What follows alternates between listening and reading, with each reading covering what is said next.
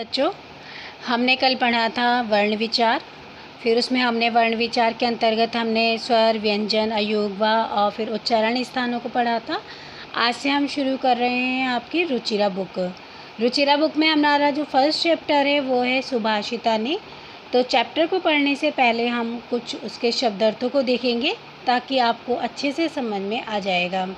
सुभाषितानी में शब्दार्थ हैं पृथिव्याम। पृथिव्याम का अर्थ होता है धरती पर। सुभाषितम सुंदर वचन।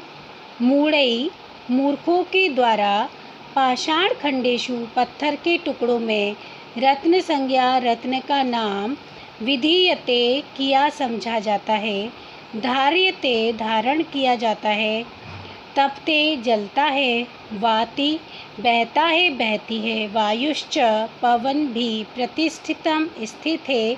तपसी तपस्या में। शौर्य बल में। नए नीति में।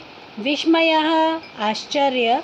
बहुरत्ना अनेक रत्नों वाली। वसुंधरा पृथ्वी।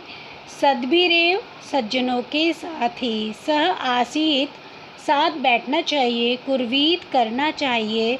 सद्विवादम सज्जनों के साथ झगड़ा। क्षमा वशीकृति लोके संसार में क्षमा सबसे बड़ा वशीकरण है। न असद्भि असज्जन लोगों के साथ नहीं। धन्य धान्य प्रयोगेषु धन धान्य के प्रयोग में। संग्रहेषु संग्रह में संचय करने में। त्यक्त लज्जः संकोच या भीरुता को छोड़ने वाला। शांति खड्गः शांति की तलवार।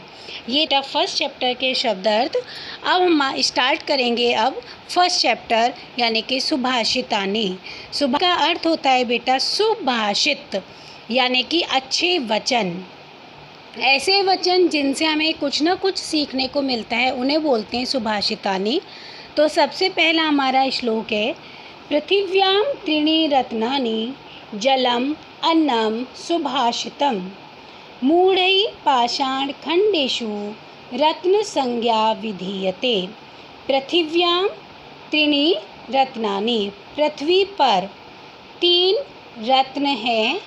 जलम अन्नम सुभाषितम। जलम यानी जल, अन्नम यानी अनाज, सुभाषितम माने होता है बहुत अच्छे वचन या अच्छे वचन। परंतु मूढ़ई मूढ़ई बोलते हैं बेटा जो मूर्ख लोग होते हैं उनके लिए। तो मूढ़ई पाषाण खंडेशु लेकिन जो मूर्ख लोग होते हैं पाषाण खंडेशु पत्थर के टुकड़ों में ही।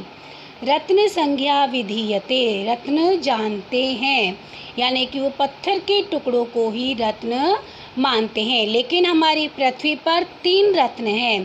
पृथ्वी पर 3 रत्न कौन कौन से हैं? जल, अन्न और सुभाषित यानी अच्छे वचन। लेकिन जो मूर्ख लोग होते हैं वो पत्थर के टुकड़े किसे बोलते हैं? हीरे जवाहरात मोती आदि को बोलते पत्थर के टुकड़े। वो पत्थर के टुकड़ों को ही रत्न जानते हैं इसीलिए वो उनकी कदर नहीं करते। नेक्स्ट वाला है हमारा सत्येन धार्यते पृथ्वी। सत्येन तपते रविः। सत्येन वाति वायुश्च सर्वं सत्ये प्रतिष्ठितम। सत्येन यानी सत्य से। धार्यते धारण करती है पृथ्वी यानी पृथ्वी किससे धारण की हुई है? सत्य से यानी सत्य में ही पृथ्वी है। सत्येन तपते रविः सत्य से ही रवि तपता है। रवि माने होता है सूरज। तो सत्य से ही पृथ्वी धारण की जाती है। सत्य से ही रवि सूर्य तपता है। सत्येन वाति वायुश्च सत्य से ही जो वायु है बोलते हवा और सत्य से ही हवा चलती है बहती है। सर्वम सत्ये प्रतिष्ठितम सभी जगह सत्य प्रतिष्ठित है। फिर से देखिए सत्येन धार्यते पृथ्वी सत्य से पृथ्वी धारण की हुई है। सत्येन तपते रवि सत्य से रवि तपता है सूर्य तपता है। सत्य से ही वायु बहती है और सत्य से ही सत्य में सभी कुछ विद्यमान है सभी प्रतिष्ठित है। तीसरा है हमारा दाने तपसी शौर्ये च विज्ञाने विनये नये। विस्मयो नहीं कर्तव्यो बहुरत्ना वसुंधरा। दान में, तपस्या में, शौर्य में, विज्ञान में, विनम्रता में और नीति में। ये क्या है, ये क्या चीज़ें हैं? दान, तपस्या, शौर्य, विज्ञान, विनम्रता और नीति। ये सभी क्या हैं? बहुरत्ना वसुंधरा, पृथ्वी पर बहुरत्न हैं। विस्मयो नहीं कर्तव्यो, इसमें हमें विस्मय नहीं करना चाहिए, इसमें हमें आश्चर्य नहीं करना चाहिए। तो दान में, तपस्या में, शौर्य में, विज्ञान में, विनम्रता में और नीति में, ये सभी हमारे पृथ्वी के बहुरत्न हैं, इसमें हमें विस्मय नहीं करना चाहिए। चौथे नंबर पे हमारा श्लोक है सद्भिरेव सह आसीत् सद्भिः कुर्वीत संगतिं सद्भिः विवादं मैत्रीं च न सद्भिः किंचित आचरेत। सद्भिः एव सह आसीत्, सद्भिः बोलते बेटा सज्जन लोगों के साथ, और एव हो गया बेटा ही, सज्जन लोगों के साथ ही। सह आसीत, हमें बैठना चाहिए। सद्भिः कुर्वीत संगतिम, सज्जन लोगों के साथ ही हमें संगति कुर्वीत माने करना चाहिए, संगति करनी चाहिए।